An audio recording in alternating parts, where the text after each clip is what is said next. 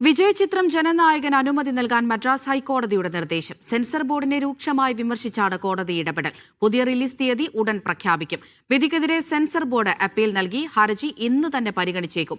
ഹിന്ദി ഭാഷാ പ്രക്ഷോഭം പ്രമേയമാക്കിയ ശിവകാർത്തികേയൻ ചിത്രം പരാശക്തിക്കും അനുമതി നൽകി. തമിഴ്നാട് മുഖ്യമന്ത്രി സ്റ്റാലിന്റെ ബന്ധുവാണ് ചിത്രത്തിന്റെ നിർമ്മാതാവ്. വിജയ് ആരാധകർ ആകാംക്ഷയോടെ കാത്തിരിക്കുന്ന ചിത്രം ജനനായകന് ഉടനടി സർട്ടിഫിക്കറ്റ് നൽകാൻ സെൻസർ ബോർഡിന് കോടതി നിർദ്ദേശം നൽകി.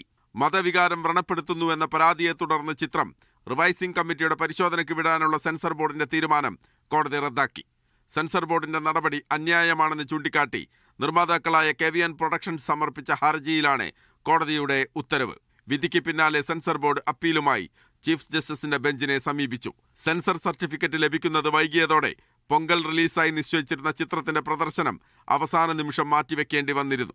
നേരത്തെ വാദം കേട്ട കോടതി വിധി പറയാൻ മാറ്റിയതിനെ തുടർന്നാണ് റിലീസ് അനിശ്ചിതത്വത്തിലായത്. കോടതിയിൽ നിന്നും അനുകൂല വിധിയുണ്ടായ സാഹചര്യത്തിൽ ചിത്രത്തിന്റെ പുതിയ റിലീസ് തീയതി ഉടൻ പ്രഖ്യാപിക്കുമെന്ന് നിർമ്മാതാക്കൾ വ്യക്തമാക്കി.